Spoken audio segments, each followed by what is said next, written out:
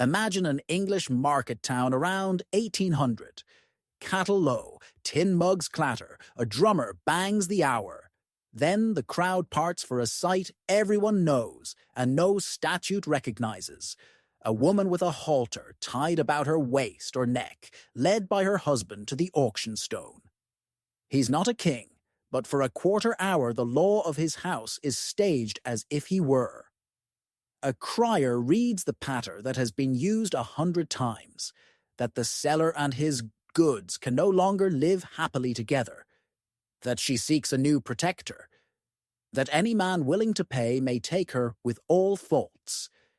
And here the husband adds a joke about her tongue, a boast about her bread, a promise that she is sound and wind and limb when kindly used. Laughter ripples. Groans follow. Then the bids begin.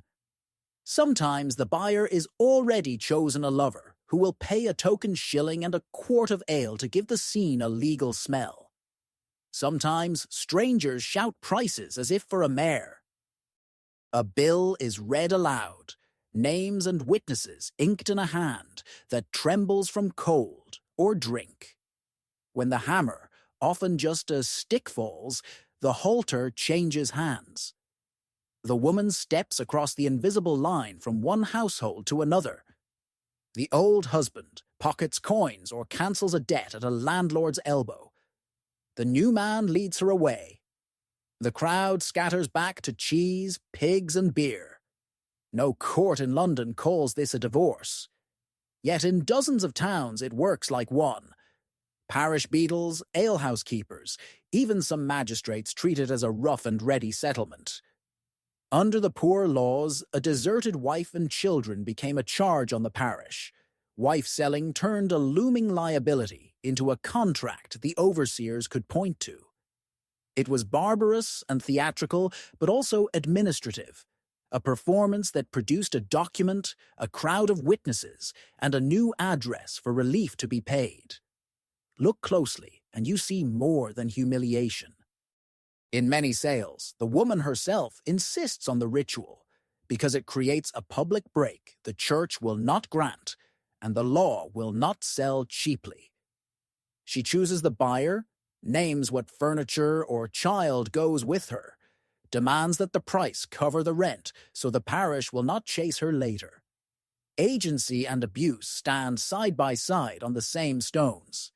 This is the world our story opens in, a place where marriage is indissoluble on paper, poverty is measured in loaves, and the only door out of a broken home is an auction in broad daylight, shillings, halter, witnesses, and the hope that scandal can be turned into freedom. To understand the halter, you have to meet the law that made it imaginable. Under coverture, an English wife became a legal shadow of her husband. Property defaulted to him. Her wages were his. Contracts she signed vanished into his name. Children and the bed they slept in belonged to his household. Church courts could separate spouses from bed and board, but not free either to marry again. A true divorce required a private act of Parliament lawyers, printed bills, depositions, years, and the kind of money a weaver or carter would never see. The system offered the poor a sermon, not an exit. Meanwhile, the parish watched every marriage like a ledger. By the settlement and removal laws, each person belonged to a parish. That parish had to feed its paupers. A deserted wife and her children could bankrupt a small township in a hard winter. Overseers, therefore, learned to prefer tidy fictions over messy facts. If a public ritual could transfer the liability, they would look away.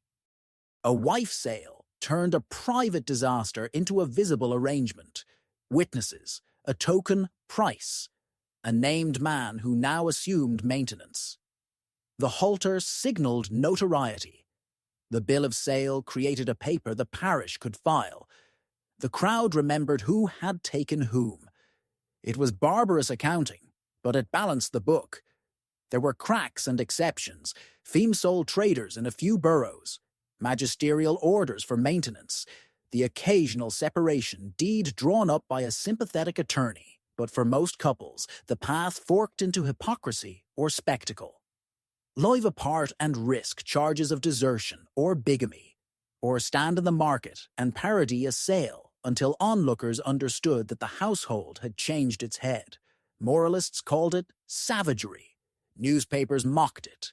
Magistrates alternated between fines and shrugs. Yet inside the cruelty, many participants found a crooked form of consent. A wife who could not hire a lawyer could still insist on a buyer she chose, on furniture or a child moving with her, on a price high enough to clear rent so the parish would not drag her back. The halter humiliated, but it also announced, "This union is done. Relief and responsibility now travel to a new address." That is why the crowd came.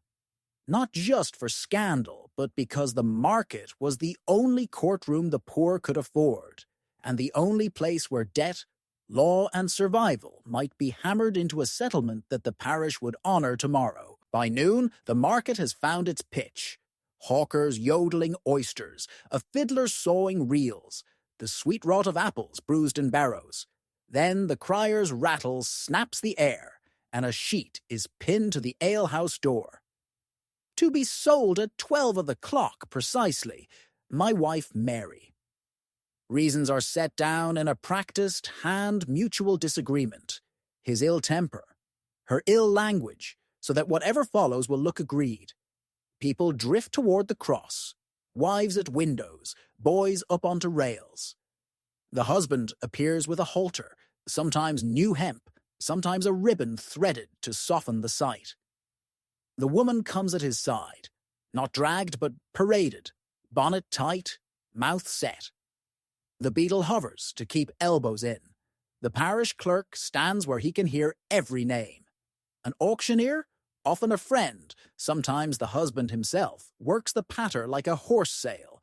Age, trade, habits, sound in wind and limb when kindly used, bakes well, has a sharp tongue but keeps a clean house. Laughter and hisses trade places. The first bid is a pint to break the ice. The next leaps to a shilling. Then a guinea if pride needs showing. Where the choice is already made, the intended buyer raises a token coin, and the crowd plays along, shouting mock sums they never mean to pay. When the stick comes down, no mahogany hammer here, the form matters more than the figure. Now the part everyone watches. The halter must change hands. In some towns, the seller lifts it from the woman and places it in the buyer's palm. Elsewhere, she does it herself, slipping the loop free and offering it forward so that the crowd can read consent in the gesture. A bill of sale is spoken, and if someone owns the ink, written, the buyer's name, witnesses, the promise to maintain the woman and, often, any child, now with her. A kiss may seal it, or a handshake over the halter, ale all round. It looks like carnival, and it is hawkers singing ballads about scolding wives and henpecked men, apprentices braying jokes, yet beneath the jeers the ritual borrows gravity from the cattle ring and the marriage vow. The stage is public, so that memory can do the work courts will not.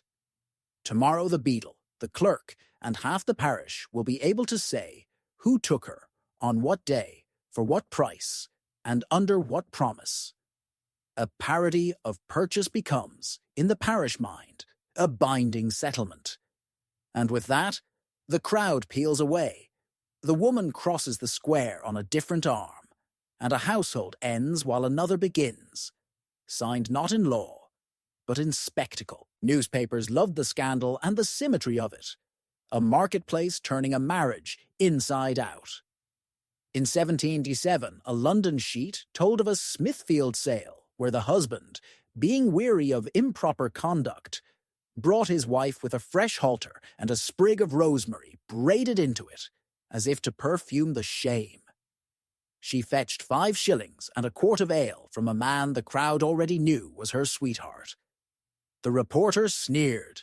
The couple went home together, legal in no book, but safe in the parish mind. Far from London, the stories multiplied. A Yorkshire notice from 1832, copied, embellished, reprinted, had a miner sell his wife for a sovereign, child included. Hauled before a magistrate, the trio stood awkwardly while the wife declared she would rather starve with the buyer than eat with the seller. The bench, finding all parties uncommonly satisfied, dismissed them with a warning about disorder and sent the overseer to adjust the relief rolls. The law had not blessed the bond, but the parish ledger had.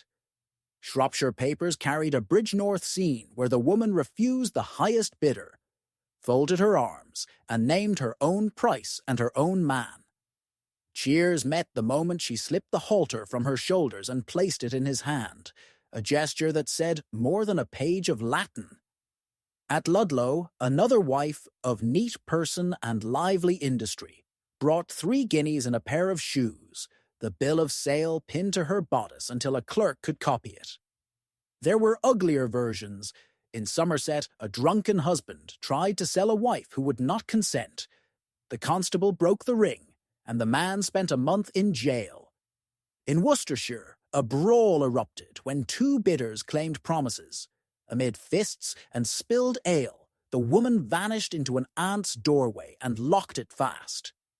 The press, hunting sensation, printed every flourish. Halters of blue ribbon, coins flung like theatre, jeers turned to hymns when a curate appeared. Moralists tutted, radicals raged, and yet parish minute books quietly recorded the effect. After such a day, the seller vanished from the household list, the woman reappeared beside the buyer's name, and the cost of bread and schooling shifted columns. Fiction caught the echo. Thomas Hardy opened The Mayor of Casterbridge with a sale that ruins a man, because readers already recognized the scene. Carnival and cruelty braided together, a community pretending a transaction could do what the courts refused. Between Smithfield grit and Shropshire laughter lay the same hard truth. Where law built no door, people kicked a hole through the wall and called it an exit. It is easy to see only the halter and miss the decision inside it. Many women were mocked or pushed into the square. Some steered the ritual like the only boat on a flood. Depositions and parish notes give them edges and voices. A weaver's wife in the Midlands insisted the buyer be the lodger she already lived with, and that her youngest and the walnut bed go too. She counted the shillings herself and paid the landlord on the spot so the parish could not drag her back for arrears. In Yorkshire, a dairymaid refused 3 strangers, folded her arms, and named the man she would have. When the crowd jeered, she slipped the halter free and placed it in his palm. Consent paraded because the law would not hear it indoors. Some women wrote conditions into the bill of sale in the plainest words they knew. Keep the child now with me. Pay rent to Lammas. No beatings.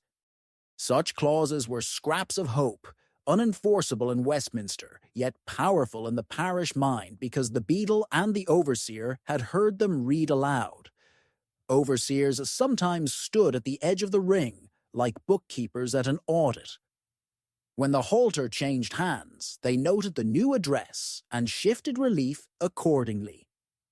A scandal became a record, a humiliation became a ration. Not all choices were clean. A sale could also be rescue by chance. A widower bid because he needed a housekeeper and ended by offering rest to a woman with no other door. Another buyer turned brutish within a month, and the wife walked again, now branded twice over. Churches scolded both kinds. Curates set public penance. Neighbors nicknamed children after the day of the market. Respectable women crossed the street. Even so, the same gossips might bring broth when the new household set up in a colder lane. Where borough custom let some wives trade as femie soul, they sometimes used that sliver of status to force a better bargain. Insist on keeping a loom, a cow, a corner stall. Where no such custom existed, the market itself supplied leverage. Everyone watched. Everyone would remember if a promise was broken. Men who lived by day labor could not afford a parish angry at them for welching on a bill read aloud. The halter remained a cruelty, a parody of property pinned to a living person. Yet, inside the ritual, many women found a key disguised as a rope. They could not purchase a parliamentary divorce. They could stage a public full stop and walk across to the life already begun in fact. Agency and abuse share the same stones. The spectacle does not redeem the wrong, but it explains why some women chose it. Because in a world without exits, the market square could be turned, for 1 minute, into a door. The theater in the square existed because the courts indoors offered walls, not doors. Marriage sat under church jurisdiction. Ecclesiastical judges could separate spouses, a mensa thoro, from bed and board, but the bond remained. You might live apart and receive a maintenance order. You could not marry anew. To end a marriage outright required the nuclear option. A private act of Parliament. A husband with money petitioned first in an ecclesiastical court for adultery, then sued his wife's lover for criminal conversation to price the insult, then carried a bill through both houses at a cost that could buy a street. A poor woman could read the steps on a broadsheet and know they were stairs she would never climb. Magistrates in market towns occupied an awkward middle. They knew the halter sale was void at law. Some broke up the crowd and fined the men for riot, assault, or nuisance. Others peered over their spectacles, asked the woman if she consented, and if the parish overseer nodded, let the farce stand as settlement. They had their own ledgers to balance. A wife reclaimed under a warrant meant a hungry family on the poor rate. A woman transferred with a buyer's name and witnesses meant relief could be charged to a new household or a new parish entirely. There were side doors, narrow and rough. Attorneys drew separation deeds for artisans who could raise a few guineas private contracts that divided furniture and promised weekly coin. Borough customs sometimes recognized certain wives as female sole traders who could sue and be sued. Such women used that inch of legal personhood to keep a loom or a stall when they left. Constables and justices issued bastardy and maintenance orders that pried money from men who would not keep house. A few bold wives applied for restoration of conjugal rights, only to secure leverage for an allowance and then not return.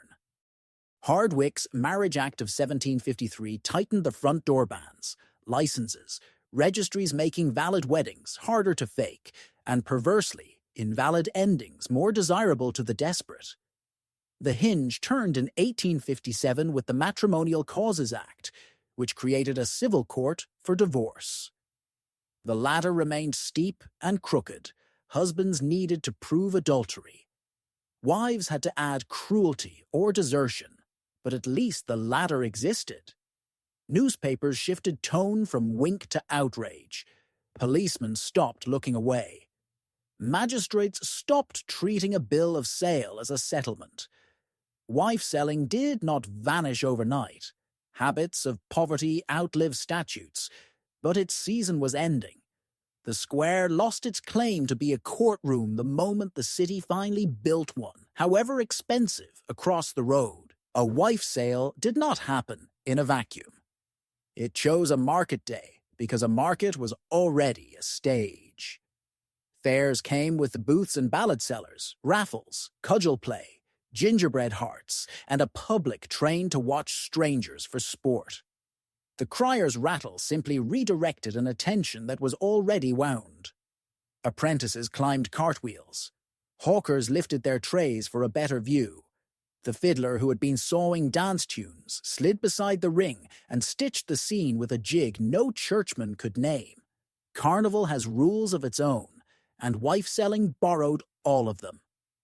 The crowd added cruelty and protection in the same breath. Jeers kept the shame hot, yet the press of witnesses also enforced form. If a husband jerked the halter hard enough to turn a face, there were hands to loosen the rope and voices to shout consent. Consent. If a stranger tried to top a bid at the last second and steal a woman from the buyer she wanted, the ring might close ranks and drown him out. A beadle's staff and the parish clerk's pen did their quiet work at the edge, but the real policeman was opinion.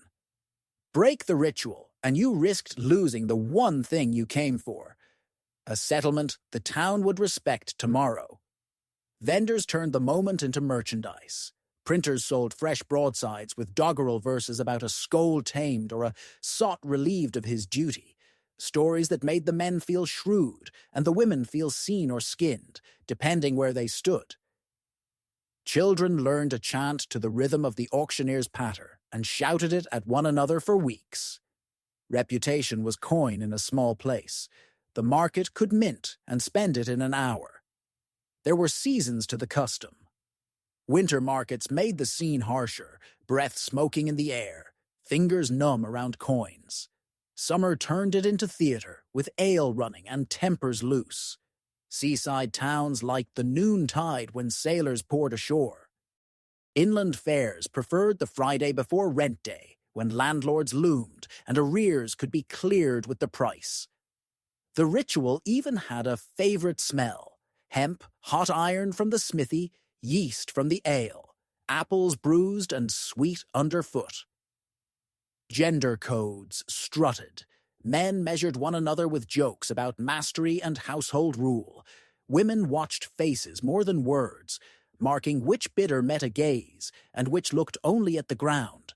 Some wives walked with chin high, daring the stares. Others stared into the middle distance and let the noise wash past. Each stance would be remembered and retold, and that knowledge shaped behavior as surely as the halter. When the stick fell and the ring dissolved, the crowd carried the verdict into lanes and kitchens. A performance became a file in the town's memory.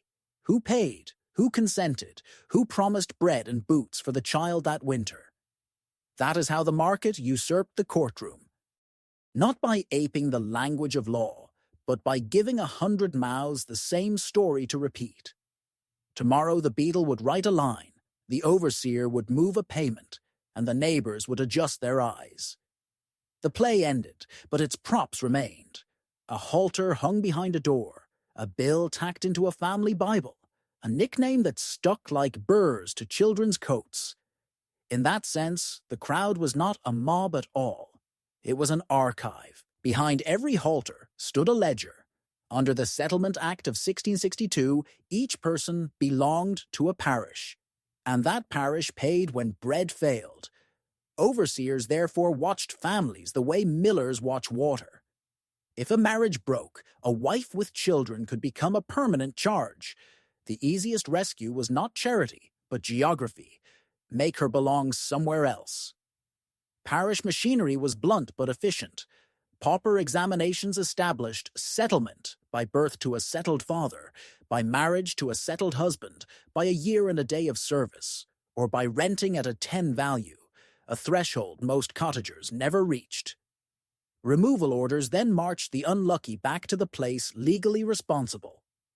Certificates let migrants work without frightening ratepayers, but they also marked a neck with a paper collar that could be tugged at any time. A wife sale gave overseers a story they could stamp. The new man's name, the crowd of witnesses, the bill with its clumsy phrases. Together they looked like a contract assigning maintenance. If the buyer lived in another parish, so much the better. The clerk copied the particulars. The beadle escorted woman and child to the boundary with a pass. The receiving parish grumbled and tried to bounce them back. The two sides traded letters until someone tired and paid. What the law would not recognize, practice did, because practice had a budget. Children complicated the sums. If a babe was of the seller's begetting, his parish tried to keep the cost on him. If the buyer acknowledged paternity, quietly or aloud, the overseer wrote his name into an affiliation order and sent the bill to his cottage. Sometimes the child stayed with kin, while the woman crossed the square, splitting one poor family into two cheaper ones. Workhouses, where they existed, soaked up the leftovers of such bargains. An old mother here, a boy there, the parish paying the least it could while calling the result Providence. Respectable critics called wife selling a stain on Christian country. Overseers called it Tuesday. They were not philosophers. They balanced rates.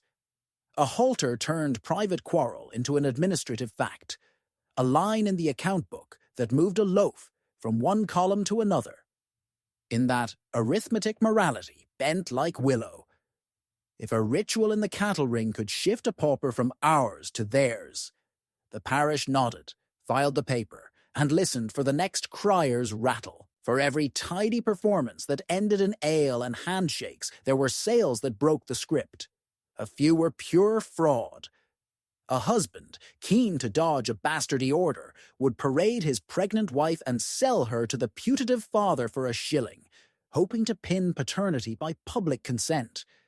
Overseers sometimes colluded cheaper, to let the new man feed the child than to sue for maintenance, until a magistrate, smelling a trick, tore up the bill and bound the men for conspiracy. Elsewhere, a seller took the coin, vanished over the horizon, and reappeared months later to demand his wife back on the ground that the sale was void. He was right in law and wrong in town. The parish refused to move relief, and the crowd remembered whose hand took the halter. Bigamy stalked the edges. A man who had bought a wife might marry her in church to cure the scandal. Bans read, vows said, a fresh start, only to learn that the first husband had never obtained even a separation, and now wanted prosecution. Courts rarely indulged him. Juries disliked men who tried to eat two loaves. Yet the fear of criminal charges haunted couples who had tried to make honesty from a counterfeit divorce. Some fled to new parishes and invented pasts. Some wore their shame like armor and dared constables to test it. Violence showed how thin the ritual's protections were. A seller drunk on spite yanked the halter so hard the crowd turned. The beadle's staff came down. The ring shouted for the woman to speak. She named the buyer she wanted, and the sale proceeded over the husband's curses. In another town, two bidders squared off with cudgels while the woman stood with her hands folded, waiting for sense to return. Not all crowds defended her. Sometimes jeers curdled into pawing, and she walked away, carrying bruises along with a new surname. There were inversions that papers loved to print, true or embroidered. A wife sold a feckless husband for a groat and a clean apron to general laughter. A couple resold each other back after a quarrel cooled. A man attached a written warranty, sober for a fortnight together, and the buyer demanded a refund 3 market days later. Such farce made editors merry and reformers furious. But the oddities prove a plainer point. The custom survived by pretending to be contract, and wherever contract lives, people will haggle, cheat, and appeal to a witness. Magistrates learned accordingly. The more edge cases they saw, the less patience they showed. Fines for riot grew common. Sales near churches drew charges of profanation. Constables began to seize the halter as evidence of assault. The crowd noticed the shift. By the 1840s, the ring was smaller, the jokes thinner, the beadle quicker with his staff. The old theatre could still draw an audience, but the town was starting to hiss the play. Victorian Britain set about closing the market's back door. First came the Poor Law Amendment of 1834, which replaced dozens of tight-fisted parishes with larger unions and grim workhouses. Overseers no longer balanced a village ledger with a halter and a wink. Clerks in union offices wanted forms, not folklore. Removal orders still marched paupers across county lines, but the incentive to bless a wife sale as administratively convenient weakened. Next came a louder change. The press found its mission. Cheap newspapers, armed with moral purpose and a taste for sensation, turned stray sales into national embarrassment. Editorials thundered about heathenism in our markets. Reporters arrived with notepads and, increasingly, constables in tow. What once drew laughter now drew boos and arrests. The law, slowly, supplied better exits. The Matrimonial Causes Act of 1857 pried marriage out of church courts and into a new civil tribunal. The ladder was still steep. Husbands could divorce for adultery. Wives generally had to prove adultery plus cruelty or desertion, but the very existence of a court cracked the old fatalism. Magistrates, who had once sighed and let a bill of sale stand by consent, now said, take it to the judge. Meanwhile, the Married Women's Property Acts of 1870 and 1882 gave wives title to their own earnings and goods. A woman with a wage and a small hoard could leave without hawking her dignity in the square. Police learned a new script. Instead of standing back to keep the peace, they dispersed the ring, seized the halter as evidence of assault, and hauled the men for disorder. Judges, no longer amused, fined or jailed them. A ritual that had relied on public complicity now ran into public prosecution. Crowds still came, but the mood changed. Fewer jokes, more hisses, more pamphlets thrust into hands by temperance ladies and nonconformist deacons. The market, once the poor man's courtroom, became a place where he could lose more than a wife. Even so, habits outlived statutes. Reports flicker into the 1870s and 1880s. A Staffordshire sale broken up by police. A Yorkshire couple reselling one another after ale. A Midlands bill of sale pinned to a bodice until the curate could be found. Some are true, some embroidered, all relics of a world learning to be ashamed of its own shortcuts. By century's end, the halter had slipped from practice into parable. Reformers held it up as proof of progress. Novelists mined it for ruin and pity. Antiquarians filed it under curious customs of our forefathers. What killed the custom was not one act, but a convergence bureaucracy that craved paper, courts that finally opened a crack, wages women could keep, and a nation that had learned to blush when the crier's rattle called marriage to auction. Once the halter left the square, the story would not stay still. Newspapers flattened messy lives into a single script. Broadsides sold rhymes that made shame portable. Travelers copied travelers until repetition hardened into fact. Out of this churn came a thicket of myths that still clings to the custom like burrs. The loudest fiction said wife-selling was lawful by ancient right. It never was. No statute crowned the halter. No judge recognized the stick's fall as a decree. What gave the ritual teeth was not law, but locality overseers who needed a name for their ledger, beadles who preferred a tidy scandal to a costly removal, neighbors who would testify tomorrow to what they had watched today. The market was not a courtroom. It impersonated one because the real court was priced out of reach. Another mistake insists every sale was a kidnapping in plain sight. Coercion and mockery were common, and some scenes were vile. Yet many sales were staged by all three parties because staging created consent the parish could see. Women chose buyers, named furniture and children to move with them, demanded that the price clear rent. Agency and abuse stood together on the same cobble's uncomfortable twins, but to erase the first to highlight the second is to miss the bleak logic of the square. Amounts tell a third half-truth. Jokes about a quart of ale and a shilling travel well. So do tales of 20 guineas and a warranty for sobriety. Both existed because the number mattered less than the notice. A token made a contract smell right. A higher sum settled debts the parish clerk could point to. Antiquarians spun longer pedigrees. Pamphlets claimed Saxon origins, Roman roots, time out of mind. Evidence is thinner.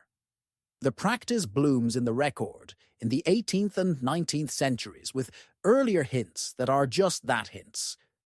Its lifespan tracks poverty and the price of law more than any timeless Anglo-Saxon custom.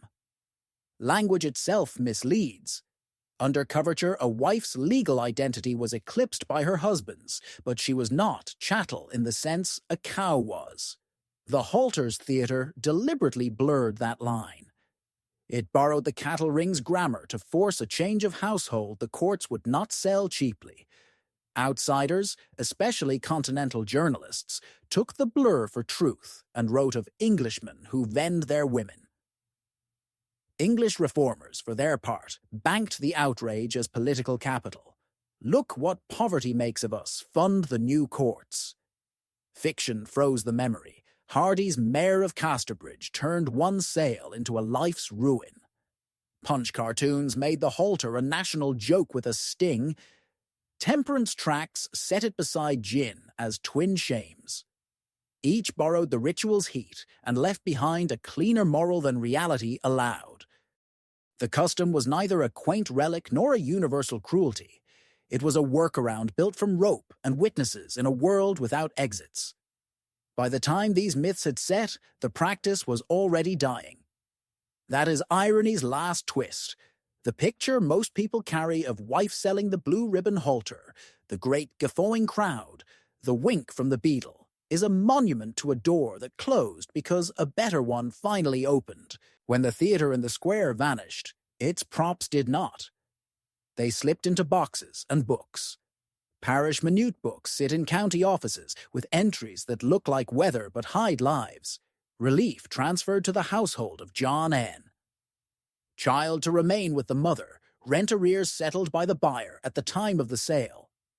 Overseers' accounts balance shillings against loaves and note a new address, where last quarter there was another. Settlement examinations repeat the same sparse catechism. What parish were you born to? Where did you serve a year and a day? Who now maintains you? A clerk writes what the law can stomach and leaves out the halter the whole town saw. Petty sessions, dockets add bluntness. Fines for riot or nuisance on market day. A rope produced in court. Defendant admonished that such proceedings are void at law. Newspapers fatten the file with color. Early items wink and trade in comic detail.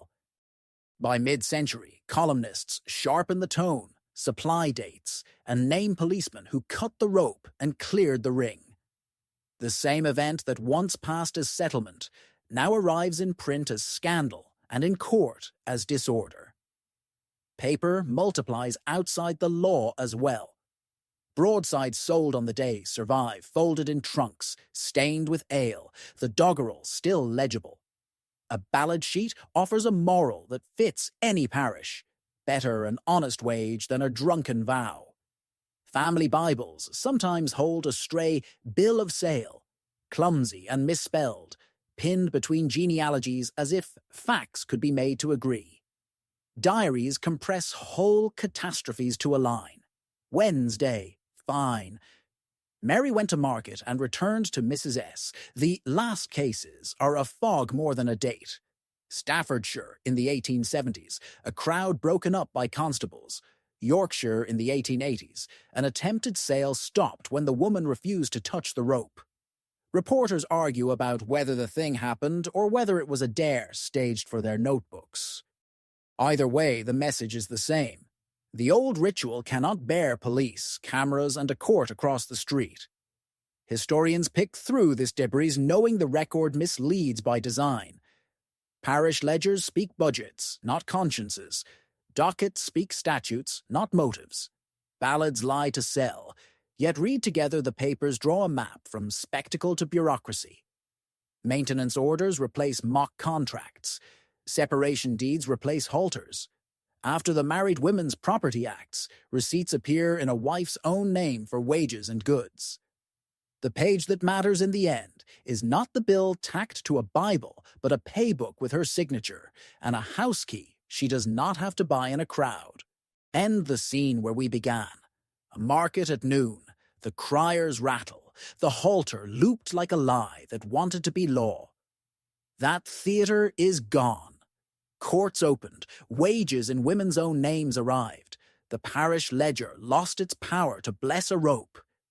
Yet the custom leaves a residue you can still feel when you read the paper trail it shed. A bill pinned into a Bible, a relief roll with a name moved one column over, a diary line no longer than a breath. Wednesday fair. Went as Mrs. S. Lives turned on gestures that the statute book refused to see. What wife-selling proves is not that the English sold women like cattle, but that poverty invents procedure when the law withholds remedy. The halter was a counterfeit of contract and a parody of property. It was also, sometimes, a key disguised as a rope, used by women who refused to wait for a parliament that would never hear their names. Agency and abuse, rescue and ridicule, all stood on the same stones because there was nowhere else to stand. That is the ugliness and the honesty of the square. It is tempting to close with progress, 1857, 1870, 1882, and declare the story finished. Better to say the scene changed venues. Where a halter once forced a settlement, paperwork now does. Custody orders, maintenance schedules, tenancy, debt. Where a crowd once kept score, headlines do. Where parish opinion once punished, online rumor punishes faster. The tools have improved, and so have the exits, but the old lesson survives. When law is expensive, people will improvise law. When dignity is unaffordable, they will spend scandal to buy safety. Hold two truths at once. The ritual was a cruelty that made a person into an object.